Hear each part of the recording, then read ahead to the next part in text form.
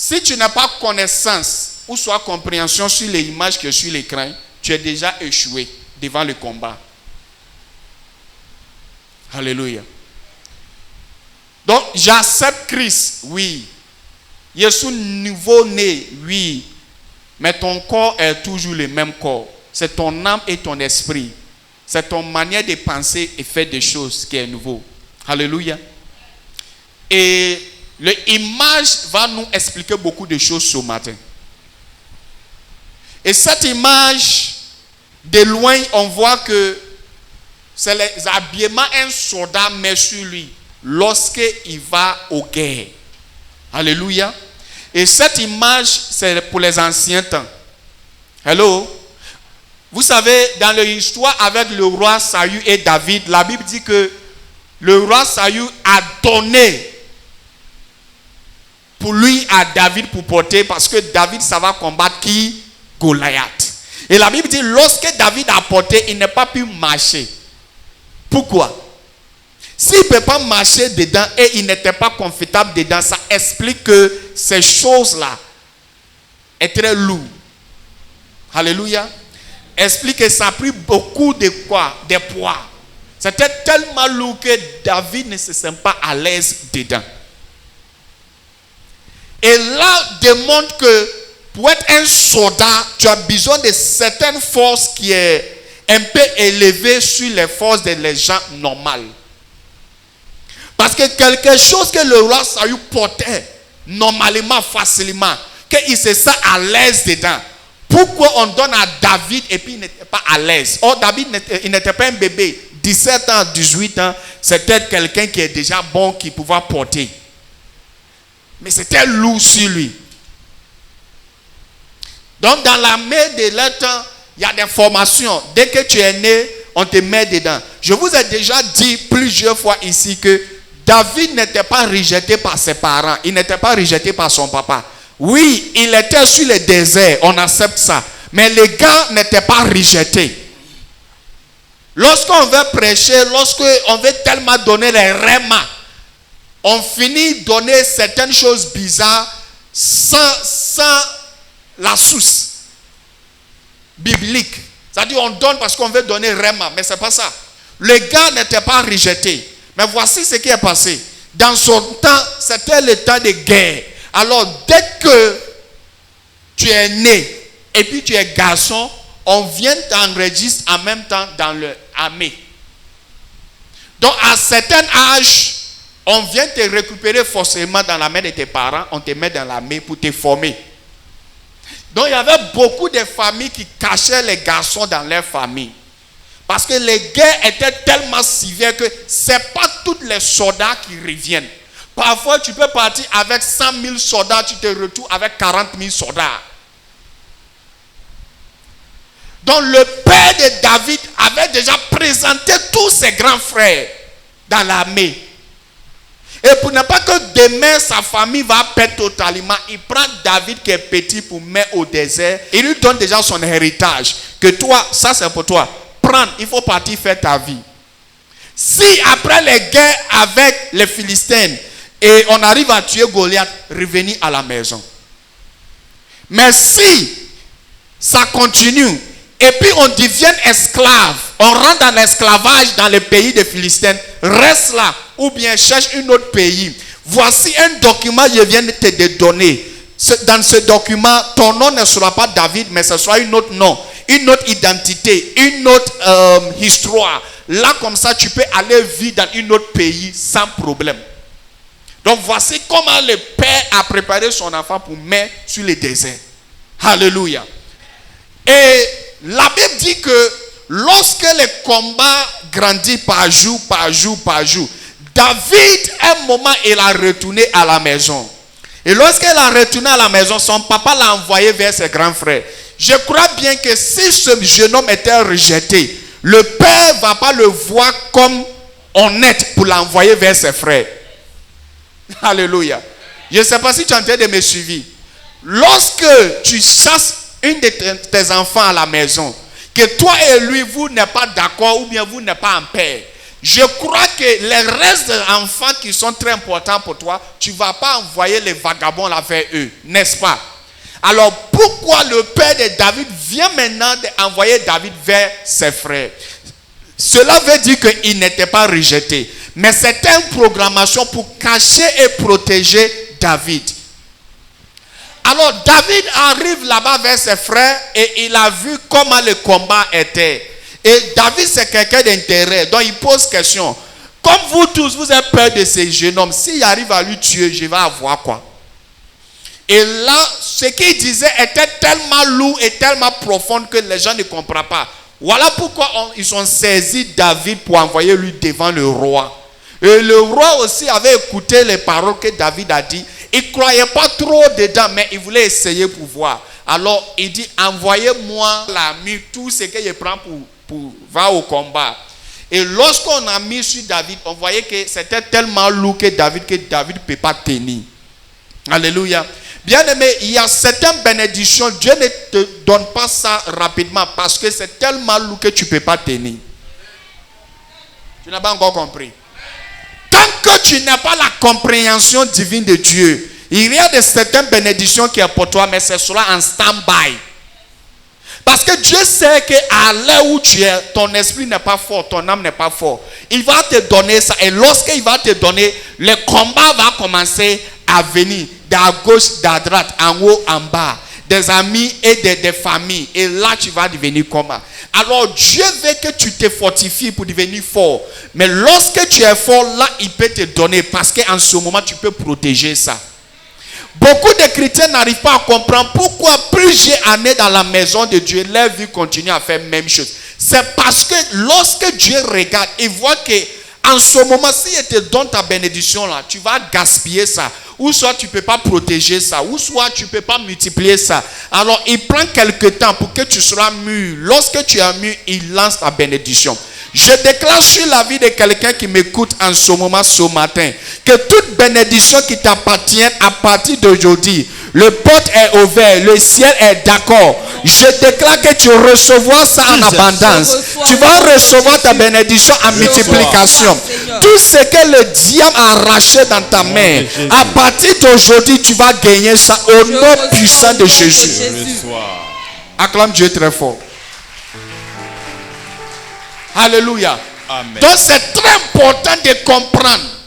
Alors dans le livre d'Éphésiens, je viens de vous expliquer un peu sur David pour que vous puissiez comprendre. Alors tu ne peux pas devenir un soldat comme ça. Un soldat c'est quelqu'un qui est différent de les gens. C'est-à-dire toi tu es un peu extraordinaire. On met vous à côté. Il y a des formations que vous passez dedans. Un homme normal ne peut pas passer dedans. On ne devient pas soldat parce que tu as grand état. On ne devient pas soldat parce que tu sais courir. On ne devient pas soldat parce que tu sais manger. Mais on devient soldat après passer dans la formation. C'est pour cela que tu peux voir quelqu'un qui est robuste. Et tu vois un petit miss policier. Ou bien rappelle-moi, après les policiers c'est quoi? Gendarme. Et tu vois un gendarme l'attrape la monsieur pour l'envoyer. Tu dis mais attends, lui il est le grand état.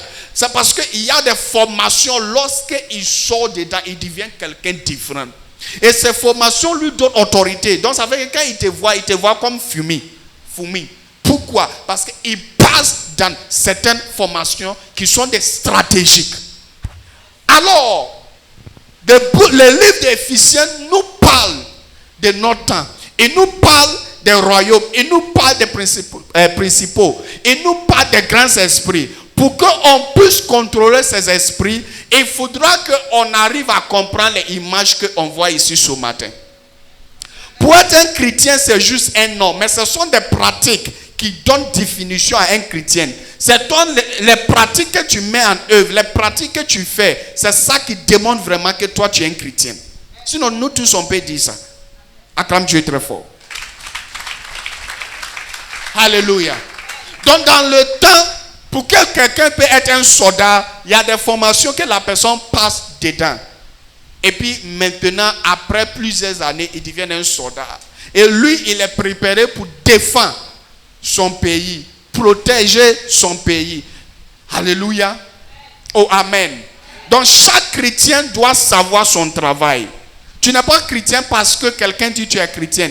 Mais tu es chrétien parce que tu as compris l'essence, l'importance. Pourquoi devenir chrétien? Alors, on va quickement regarder quelque chose rapidement dans le livre d'Éphésiens 6, verset 10. Je lis la parole de Dieu. Éphésiens 6, à partir du verset 10. D'accord. Au reste, fortifiez-vous dans le Seigneur et par sa force toute puissante. Amen. Au reste, fortifiez-vous. Pourquoi fortifiez-vous? Parce qu'il y a des combats qui sont devant nous, que ces combats-là, lorsque tu n'es pas fortifié, tu ne peux pas combattre ça. Le mot fortifié là-bas explique beaucoup de choses. Alléluia. Mais je vais vous donner 3 exemples pour que tu puisses comprendre. Au reste, fortifiez-vous, fortifiez-vous. Le mot fortifiez-vous, lorsqu'on utilise ça en Abidjan, c'est différent lorsqu'on utilise ça au village. Acclame Dieu très fort. Le mot fortifiez-vous, ou bien les phrases fortifiez-vous, lorsqu'on utilise ça à Abidjan, c'est différent de la manière qu'on utilise ça au village. Je ne sais pas si tu comprends. Quand on dit à quelqu'un de se fortifier à Abidjan, c'est de chercher épée, ou bien couteau, ou bien caillou, ou bien un bois, un fer pour garder chez lui. Parce que les temps sont mauvais. Je me rappelle au moment de, excusez-moi, élection, où les gens, tout le monde était mélangé. Donc, le vieux avait cherché un fer, beaucoup de fer pour garder ici. Il s'est fortifié. Ça, c'est le langage Abidjan. Donc, en Abidjan, lorsqu'on il faut te fortifier, il faut avoir quoi? Épée, couteau, caillou, des bois, des fers, et puis assiette. Ce genre de choses. Alléluia. Et lorsque on dit fortifie-toi au village, ça n'a rien à voir avec ces choses. Fortifie-toi au village, allez chez les féticheurs. Partir là-bas avec poulet, mouton, cabri. Alléluia. Ils vont prendre le sang pour te laver. Là, pour que quand quelqu'un lance quelque chose contre toi, ça ne va pas marcher. Là, les diamants ou bien là, les sorcières ne peuvent pas faire combat contre toi. Donc, fortifie-toi au village. On mène des choses pour te laver toi. Comme ça, quand il y a un palabre, tu peux frapper la personne facilement. Donc, nous qui avons grandi au village, on sait que dans notre village, il y avait certaines personnes qui avaient la force. Ces personnes-là sont fortifiées. Et chaque moment que tu fais le combat avec eux, ils vont te frapper. Pourquoi? Ils sont fortifiés. Ça, c'est au village. Donc, le mot fortifié, il y a le mot fortifié d'Abidjan, où tu vas aller chercher épée, et puis couteau, et puis toutes ces choses-là. Mais le mot fortifié au village, on soulève toi, on t'envoie chez les marabouts. On soulève toi, on t'envoie dans un lot. Et puis on dit à l'eau qu'à partir de dire, donne ce monsieur-là la force pour que quelqu'un ne peut pas le frapper. Ça, c'est le mot fortifié au village. Mais l'apôtre Paul vient de nous dire que au reste, fortifiez-vous dans le Seigneur. Ça veut dire que cette fois-ci, tu n'as plus besoin de couteaux, tu n'as plus besoin d'épée, tu n'as plus besoin de cailloux, ou bien les fers, ou bien les bois. Tu n'as pas besoin de le sang de poulet, le sang de brebis, ou bien le sang de mouton. Mais tu as besoin d'être fortifié en Seigneur. Et à chaque fois qu'on dit quelqu'un de se fortifier, ça veut dire que ce qui arrive est grand plus que ce qui a d'habitude de venir. Parce que lorsque tu traverses les mêmes choses, tu n'as pas besoin d'être fortifié. Mais au moment où on dit fortifie-toi, prophétesse Julie, parce que lorsque le 31 décembre, tu seras ordonné au rang de prophétesse, les combats seront différents, les batailles seront différentes. Ça, ce ne sera plus une bataille où tu vas faire ça chez toi la nuit à la maison, mais ce sera une bataille, le diable va venir t'élever pour te mettre sur une montagne. Et lorsque tu tombes, tu vois les démons des familles autour de toi. Alors fortifiez-vous, parce que ce n'est plus des batailles normales, c'est quelque chose d'abnormal, c'est quelque chose d'extraordinaire. Ce n'est plus des batailles que tu as l'habitude de voir, mais ce sera quelque chose de très dangereux. Alors fortifiez-vous. Alléluia. C'est pour ça que je vous dis, dans l'ancien temps, quand tu vas au village, on dit celui-là il est fortifié. Ça veut dire que couteau ne peut pas le couper, épée ne peut pas le couper. Il boit poison, c'est quoi là, il ne va pas mourir. Rien ne peut arriver sur lui. Le gars est fortifié. et on leur donne certaines chaînes ou bien certaines bagues ou bien certaines bassines, comment on dit ça, c'est que les femmes mettent ici là, baya, ou bien il y a un truc qu'on attache aussi. Pourquoi? Il est fortifié. Amulette. Alléluia. Donc lorsque tu deviens chrétien, tu dois être quoi? Fortifié en tant que chrétienne. Parce que le moment où tu dis que je suis chrétienne, les guerres, le combat est déjà déclaré. Et bien aimé, chrétien qui ne fait pas le combat va jamais avoir le prix. C'est une chose d'être un chrétien. Et deuxième chose, c'est d'être un chrétien combattant. Je ne sais pas si tu me comprends. Donc, dans l'ancien temps, pour que le roi va donner certains prix à certaines familles, ça veut dire que ces familles, ils ont contribué beaucoup de choses à l'avancement de le pays. Donc, on dit ces familles-là, tous les garçons qui vont sortir dedans, cela le général, cela le généraux, cela les commandants, cela tant. Pourquoi? Parce que leur ancêtre a programmé quelque chose. Il a laissé son empreinte sur des choses. Donc au reste, pour que tu puisses combattre ce que le diable envoie vers toi, il faut te fortifier. Dis à quelqu'un, fortifiez-vous. Alors continue. Au verset 11. Revêtez-vous de toutes les âmes de Dieu. D'accord. Afin de pouvoir tenir ferme contre les ruses du diable. D'accord. Car nous n'avons pas à lutter contre la chair et le sang, mais contre les dominations. Comme la dernière fois, je vous disais, les dominations. Lorsqu'on parle de domination, vous savez, un esprit qui contrôle, un esprit qui dit les affaires d'un pays, les affaires des continents. Bien aimé, il y a des esprits qui contrôlent le monde entier. Il y a des esprits. Non, physiquement même, il y a des gens qui contrôlent le monde. C'est ça. Dans le temps de Corona, tu n'as pas vu. Les grands riches dans le monde, il y en a qui sont venus ensemble pour dire que en 2030, la population en Afrique va dépasser pour eux. Donc, ils ont fait tout possible pour diminuer la population d'Afrique. Ce sont des gens, ça même n'est pas un esprit, ça c'est l'homme comme toi et moi, mais qui ont l'argent, qui ont le pouvoir.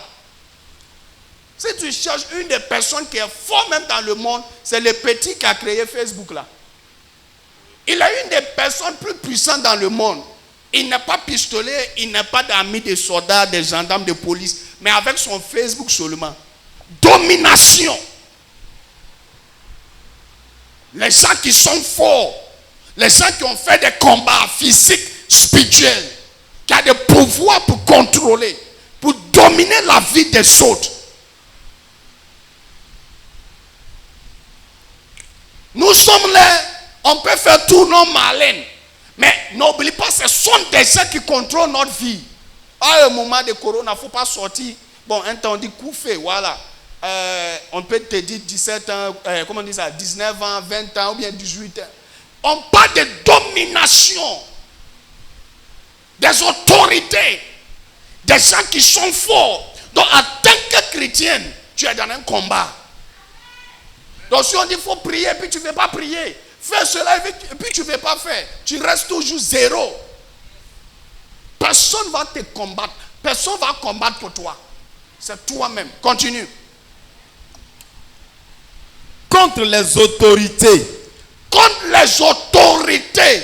Les gens qui sont assis, qui ont des pouvoirs, qui ont de l'autorité sur des nations, sur des continents. Alléluia. Ce matin, je prie que Dieu va te donner la force pour que tu puisses combattre celui qui te combat. Amen. Il y a beaucoup de problèmes qu'on traverse. Parce qu'il y a la présence de domination dans notre famille. Il y a la présence d'autorité dans notre famille qui manipule notre vie. Mais je refuse d'accepter ça ce matin. Jésus. Ah, tu n'es pas acclamé pour le Seigneur. Dis à quelqu'un, je refuse. Non. Levez-vous et déclarez ça avec moi. Dis à quelqu'un, je refuse. Je refuse. La présence de l'autorité. La présence des autorités. Je refuse. Je refuse. La présence de domination. La présence des dominations. Dans ma vie. Dans ma vie. Dans ma famille. Dans ma famille. Le lieu de travail. Dans mon lieu de travail. Église. À l'église. Au nom de Jésus. Au nom de Jésus. Acclame Dieu très fort. Et dans l'ancien temps, chaque prince avait son territoire. Il avait son soldat. Il avait les gens qui sont derrière lui.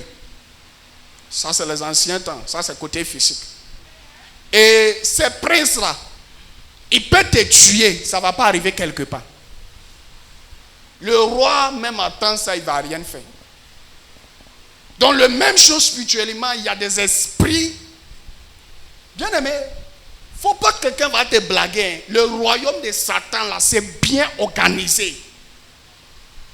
Alléluia. Tu vois comment il est en train de citer. C'est le royaume de Satan qui est là comme ça. Mais un jour, quand on va avoir le temps, je vais donner vous profil. C'est ça, non? De Satan. Parce qu'il faudra que celui que tu es prêt pour combattre là, il faudra que tu connais qui il est, de où il est quitté, et c'est où il s'en va. Tu n'as pas dit Amen. Alléluia.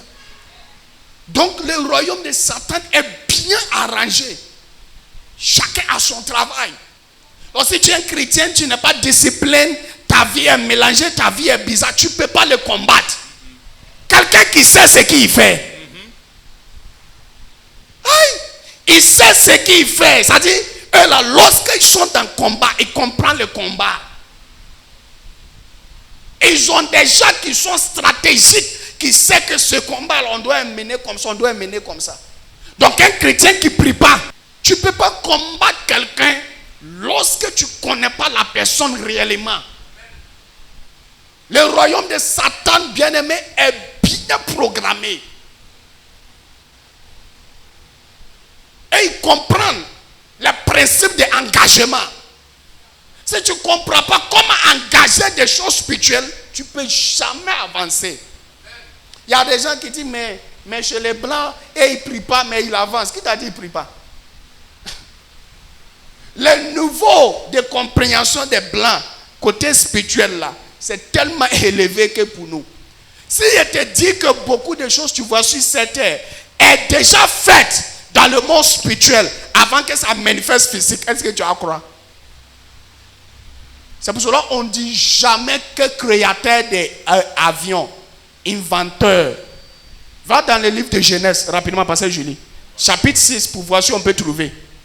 Tout ce qui se manifeste, que tu vois, c'est déjà dans le monde spirituel. Tu crois ou pas? Ok, tu crois pas. Tu vois pas que quand quelqu'un fait quelque chose, et puis on les fait interview, la personne dit, je dormais, et puis je vis ça en songe. Ou bien je vis ça dans mon rêve, et lorsque je me suis levé, je commence à mettre sur papier un peu. Tu n'as jamais vu ça? Tu vois que parfois même les chants, là, quand on les fait interview, il y en a qui disent, dans mes rêves, le Saint-Esprit est venu me donner les mots. Donc quand je me suis levé, je mets sur papier, et puis je commence à bosser. Tu n'as jamais entendu ça? Non, oui ou non? Donc beaucoup de choses qu'on voit sur cette terre étaient déjà dans le monde spirituel. Mais il faut des gens qui ont des compréhensions pour manifester ça. Alléluia. Acclame Dieu très fort. Acclame Dieu. Bon, on dirait Genèse 6. Bon, lis là-bas, on va trouver. Et que les filles leur furent nées. Les fils de Dieu virent que les filles des hommes étaient belles. Et ils en prirent pour femmes parmi toutes celles qu'ils choisirent. Alors l'Éternel dit, mon esprit ne restera pas toujours dans l'homme, car l'homme n'est que chair, et ses jours seront de 120 ans. Les géants étaient sur la terre en ces temps-là, après que les fils de Dieu furent venus vers les filles des hommes, et qu'elles leur eurent donné des enfants. Ce sont ces héros qui furent fameux dans l'Antiquité. Le quoi? C'est héros. Héros. Héros. Quelqu'un qui n'a rien fait, puis il est héros. Qui furent fameux dans l'Antiquité. Continue. L'Éternel vit que la méchanceté des hommes était grande sur la terre. Donc, il m'arrête là. Héros. Il a dit quelque chose là-bas. Qui furent fameux. C'est dit quoi? Ils ont été très forts, ils ont fait de grandes choses. Ils ont fait de grandes choses. Donc, il y a des choses que tu vois là. C'est déjà là. Il faut quelqu'un pour inventer. C'est pour cela qu'on ne dit pas créateur de ça, créateur de ça. Je ne sais pas comment vous dites en français. Mais en anglais, on ne dit jamais que c'est celui qui a créé ça. On dit inventeur. Ça veut dire les choses étaient là et quelqu'un a envoyé ça. Donc il y a des dominations. Il y a des principaux. Alléluia. Si tu ne sais pas celui que tu combats, tu es déjà échoué.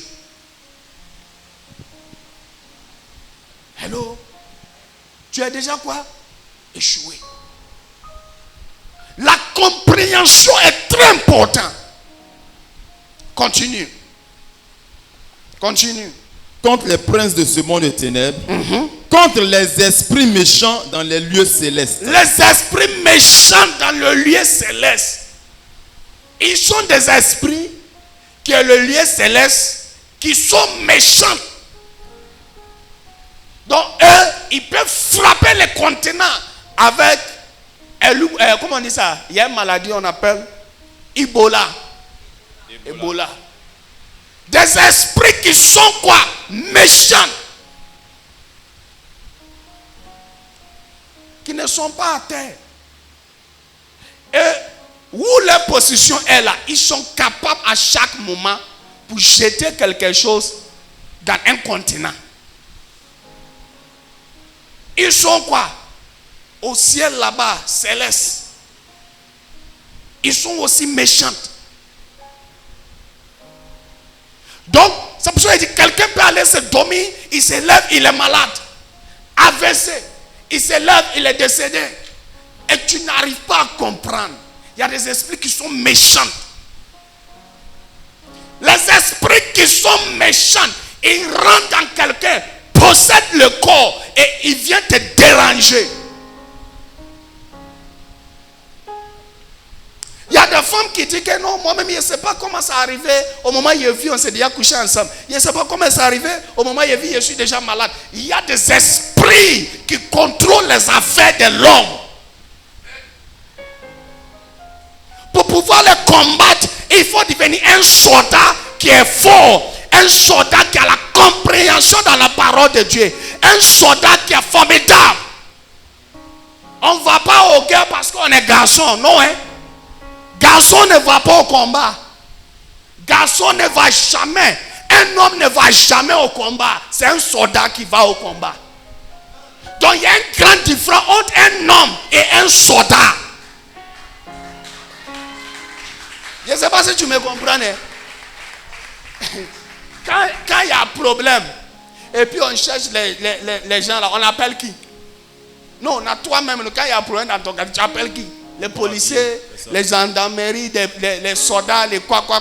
Pourquoi? Parce que le combat sont réservés pour les soldats. La paix est réservée pour les hommes, mais les combats sont réservés pour des soldats. C'est pour cela que les soldats ils se mettent devant pour te protéger, pour que toi tu peux dormir à l'aise. Et ils sont là à la frontière partout. Pourquoi?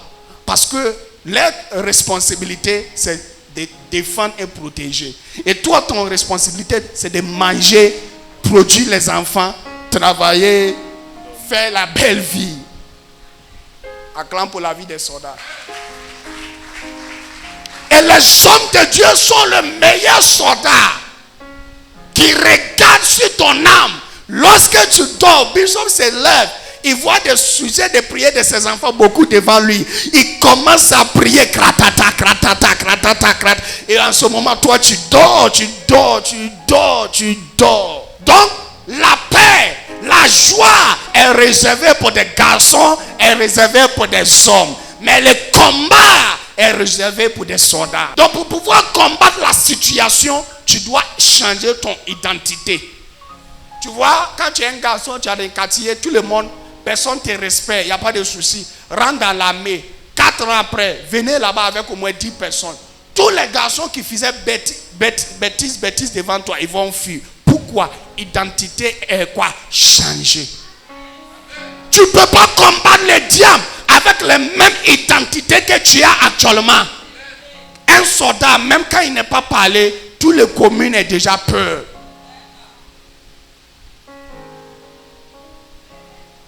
Dis à quelqu'un, change mon identité. Je veux que tu comprennes des choses. Si tes prières ne marchent pas, pose question à toi-même. Je suis un homme ou bien je suis un soldat? Parce qu'un homme ne va pas aux guerres. Un homme se discute. Mais c'est un soldat qui va aux guerres.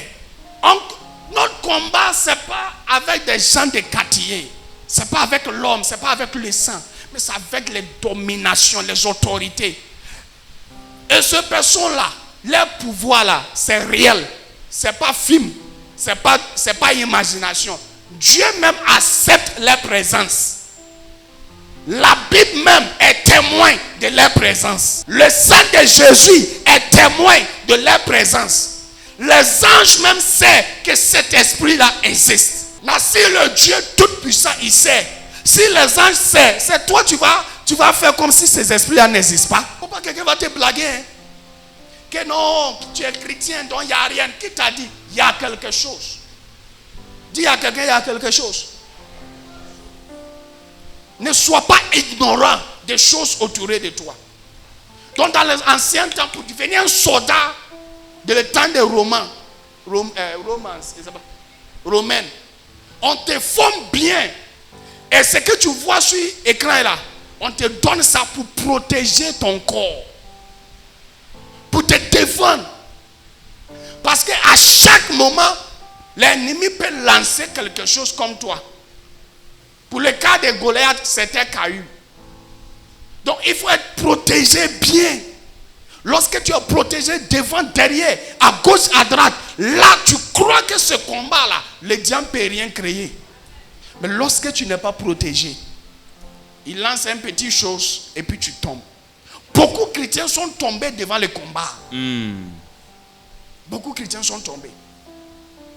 Le diable peut tout envoyer contre toi. Il peut tout envoyer. La peur, les doutes, les douleurs, la mature. Il peut tout lancer contre toi. Il peut toucher mariage, toucher travail, toucher finance, toucher santé. Il peut te décourager.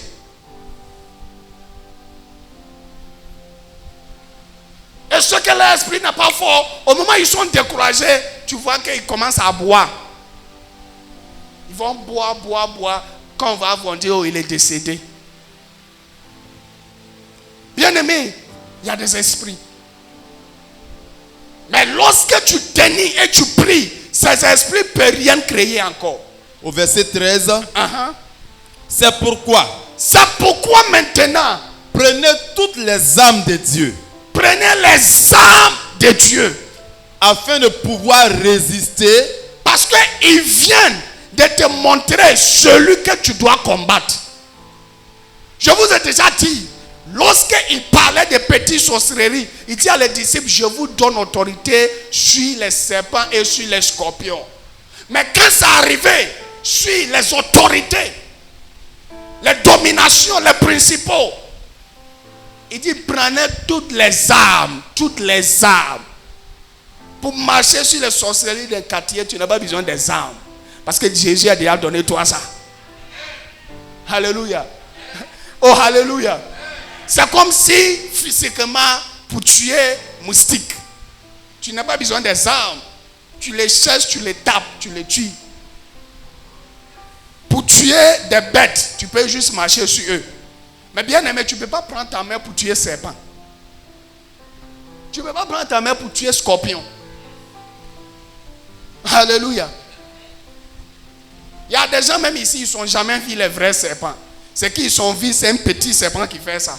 Mais si tu as vu un serpent qui peut avaler l'homme là, tu allais comprendre. C'est pour cela parfois c'est bon pour rester au village. Et malheureusement, serpent comprend langue. Hein? Si tu ne sais pas, quand tu as peur, serpent sait que tu as peur. Jésus prend des serpents et des scorpions en tant que des petits démons, petits démons dans la famille. Il dit, ceux-là, il n'y a pas de souci. Je t'ai déjà donné toute autorité. Dès qu'ils vont te voir, ils vont fuir. Il n'y a pas de souci.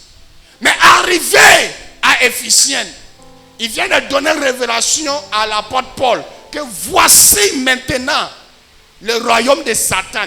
Voici comment Satan a arrangé maintenant. Alors, pour le combattre, ce n'est pas ce qu'il est donné à les pieds là. Mais il faut combattre lui.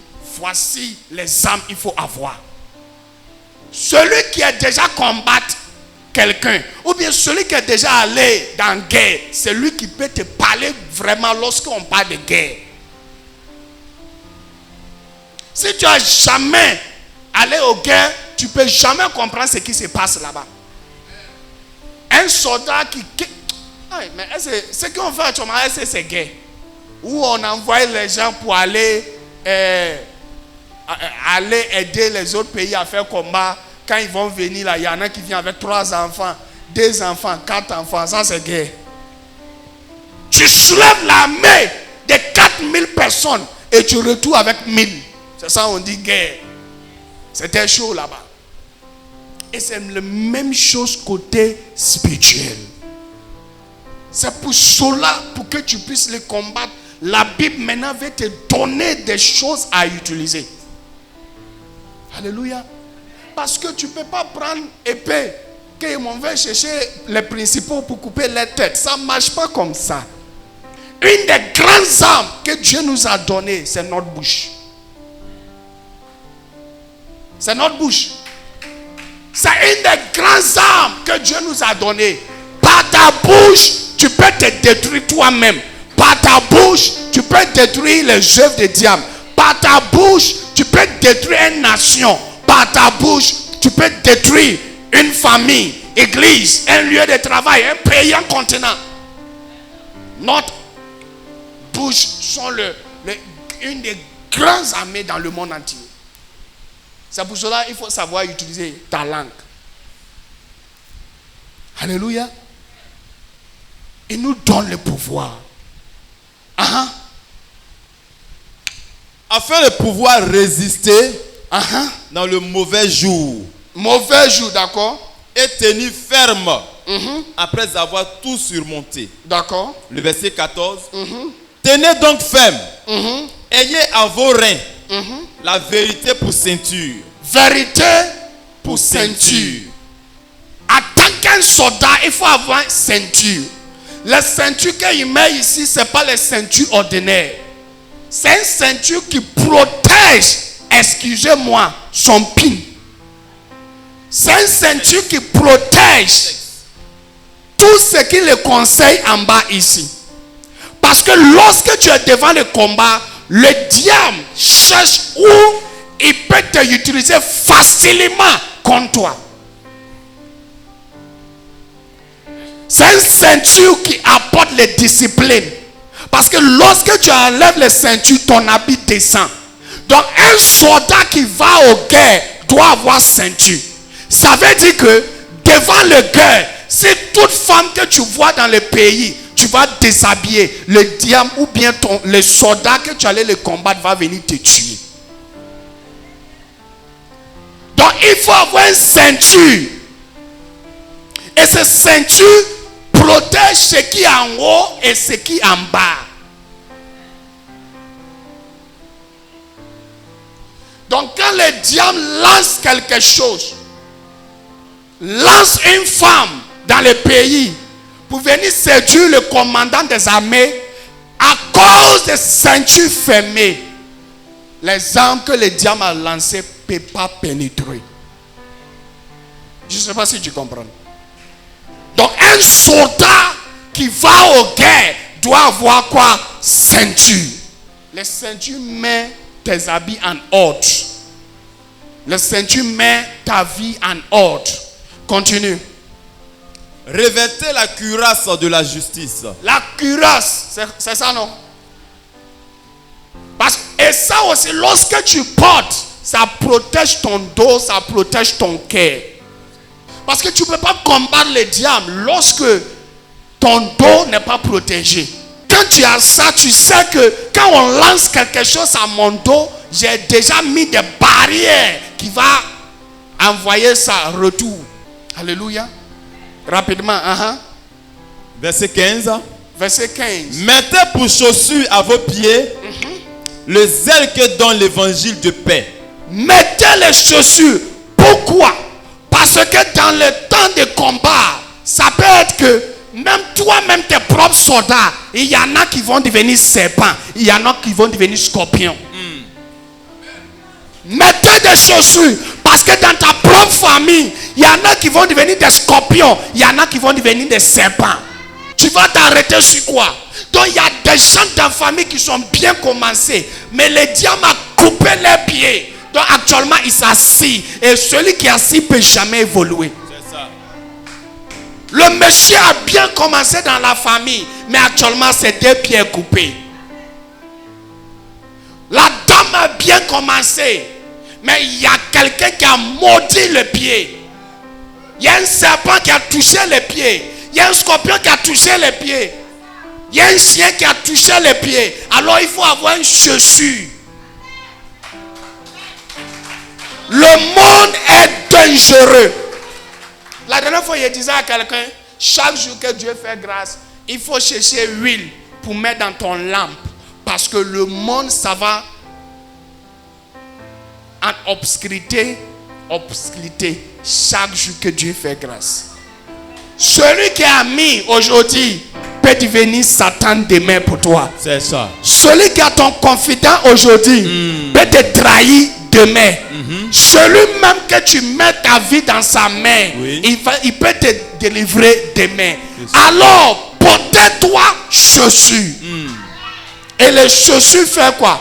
Les chaussures font que tu seras protégé des serpents, des scorpions, des cailloux qui peuvent te blesser pour rentrer dans ton pied. Ou bien, tu vois, toutes les aiguilles. Ça dit toutes les aiguilles. Tout ce qui peut te toucher. C'est ça. Lorsque tu as ça, tu peux maintenant aller combattre. Et ce n'est pas n'importe chaussure. Mais ce sont des chaussures même qui sont capables de détruire des serpents. Et le diable ne va jamais avoir autorité sur toi. Acclame Dieu très fort. Acclame Dieu. Acclame puissamment Dieu. Alléluia. Amen. C'est des chaussures. Lorsque tu arrives, on voit que c'est toi qui viens. Tu es arrivé. C'est des chaussures qui font tremblement de terre. C'est des chaussures qui annoncent des bonnes nouvelles. Jesus. À partir d'aujourd'hui, tu annonces la bonne nouvelle. Alléluia. Dans le pays, lieu de travail. Oh, ton amen est petit. Hey, acclame puissamment. Tu peux se lever pour faire briquer ça. Acclame et pousse des cris de joie. Oh, alléluia. Pour que tu puisses le combattre. Amen. Pour que tu puisses le combattre. Amen. Il faut avoir une chaussure. C'est ça. Alléluia. Une chaussure. Parce que le monde fait peur. Alors. Verset 16. Prenez par-dessus tout cela le bouclier de la foi. Bouclier de quoi? De la foi. La foi. Le matin, Bishop parlait de la foi un peu avec toi. Et c'est quelque chose qui est très important. On dirait qu'on n'a pas ça dans les images. Ouais, on a ça. La foi. La foi. C'est ça là, non? Donc c'est ça le soldat prend pour se protéger tout ce qu'on lance contre lui. Qu'on lance caillou, qu'on lance épée ou bien flèche, il prend et puis il protège. Or si ton bouclier ou bien ta foi est solide, lorsque le diable lance, tu positionnes et tu cherches comment tu vas attaquer le diable. À partir d'aujourd'hui, Que Dieu élève ta foi. Hey. La Bible dit que sans la foi, tu ne peux pas recevoir quelque chose de la part de Dieu. La foi, c'est quelque chose d'extraordinaire. La foi, c'est une dimension. Lorsque tu arrives à rentrer, les choses deviennent faciles. Parce que la foi a l'autorité de créer des choses qui n'existent pas. La foi a l'autorité d'envoyer les invisibles à visibles. La foi a l'autorité d'envoyer les imaginations en manifestation. La foi a l'autorité d'apporter provision pour ta vision. La foi a l'autorité de changer des choses qui sont déjà gâtées. Avec la foi, tu peux te protéger contre tout ce que le diable envoie. C'est vrai, tu n'as pas encore payé le loyer. Mais la foi dit que est-ce que quelque chose est impossible par la foi? Non. Écoute-moi, ça peut être que l'année est déjà finie. Tout le monde a payé les habits. Tu n'as pas encore payé pour toi. Mais la foi va te dire que avec Dieu, tout est possible. Ça peut être que la situation est bizarre. Mais ta foi dit quoi? La foi dit que le Seigneur est mon berger. Alors, le berger, il fait quoi? Le berger dépose sa vie. Le berger protège. Le berger fait tout possible. Ah, ce matin, avec ta foi, Dieu va changer des choses dans ta vie. Aïe, aïe, aïe, aïe, aïe, aïe. Jesus. La dame qui perd du sang, elle dit que j'essaie, il accepte ma situation, mais avec ma foi. Et la Bible dit, elle était guérie. Et Jésus dit, tu es sauvé par ta foi. La foi va nous protéger. La foi va nous diriger. La foi va nous faire sortir ce qui est caché en nous. Avec la foi, on peut combattre la maladie. Avec la foi, on se rend compte que notre Dieu est grand que cancer. Avec la foi, on se rend compte que nous sommes forts, que non-accomplissement. Avec la foi, on se rend compte que nous sommes race élue. Avec la foi, on se rend compte que nous sommes précieux devant les yeux de Dieu. Avec la foi, on se rend compte que nous sommes incassables, intouchables. Avec la foi, on se rend compte que ce qui est nous a grand que ce qui est dans le monde. Avec la foi, on se rend compte que nous sommes forts, que des maladies, des limitations, des blocages, des barrières, les injures, la malédiction. Avec la foi, on se rend compte que nous sommes héritiers de Dieu. Avec la foi, on se rend compte que notre vie est cachée en Jésus. Avec la foi, on se rend compte que la bataille est pour Jésus. Avec la foi, on se rend compte que on a déjà gagné la victoire. Gloire à Jésus. Avec la foi. Alléluia. La foi donne respect. Pas seulement à ta présence, mais aussi à ton absence. C'est ça. Dis à quelqu'un, si seulement tu avais la foi ce matin, ta vie sera changée. Ta vie va changer. Elle dit à Jésus, si seulement, viens, si seulement tu t'es là, mon frère n'allait pas mourir. Si seulement. Ça veut dire qu'elle a la foi en Jésus. Mais sa foi était la foi qui est basée sur la présence. C'est-à-dire, elle, dans l'absence de Jésus, elle ne croyait pas. À partir d'aujourd'hui, que Dieu te donne la foi qui va travailler en présence et en absence. Je reçois au nom de Jésus. On dirait que tu n'as pas compris. Lorsque Dieu te donne ce genre de foi, la famille va faire réunion. En ton absence, mais on va placer ton chaise. Et on va écrire ton nom dessus. Pour dire ces chaises là, ces places là, c'est réservé pour prophétesse Julie. Alors même si elle n'est pas en présence avec nous, l'absence parle. Pourquoi? Parce que la foi met des choses en action. Amen. Le diable te fatigué pour longtemps. Je viens te dire aujourd'hui, il t'a déjà donné assez. Lorsque tu arrives à la maison, la victoire est que celui qui te fatigue n'existe plus. Amen. Jésus. Et continue. Oh Jésus, tu es puissant. Continue. Alléluia. Prenez par-dessus tout cela le bouclier de la foi, Bouclier de la foi. avec lequel vous pourrez éteindre tous les traits enflammés du malin. Tu comprends maintenant? Jesus. Dis à quelqu'un, Seigneur, augmente ma foi. Augmente ma foi. Seigneur, Seigneur, augmente ma foi. augmente ma foi. Alléluia. Amen. Continue. Verset 17. D'accord. Prenez aussi le casque du salut. Les casques du salut. Les casques, c'est où ça? Ça là. En haut à gauche. La tête. La tête. La casse te donne l'espérance.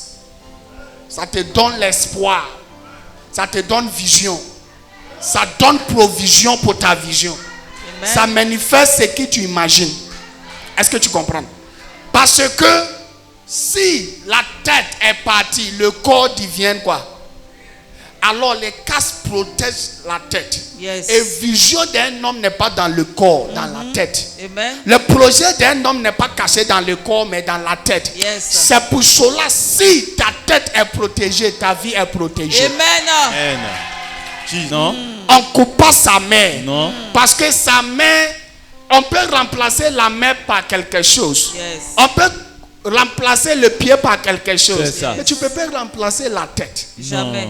C'est la tête qui lui rend un général. Amen. ça. C'est son visage qui fait que les gens ont peur. C'est ça. C'est sa bouche et plane pour donner les ordres. C'est ça. Alors quand la tête est coupée, c'est la fin d'un homme. C'est pour Amen. cela il faut protéger ta tête. Amen. Mais je vous dis, le diable a tenté, mais il n'est pas eu. Oh, et yes. à partir d'aujourd'hui, tu couperas la tête de le Goliath dans ta famille. Au nom de Jésus. Nom de Jésus. Prenez aussi le casque du salut et l'épée de l'esprit. L'épée Qui est de l'esprit. de l'esprit. Aïe, Qui aïe, est la aïe. parole de Dieu. Levez-vous. Yes.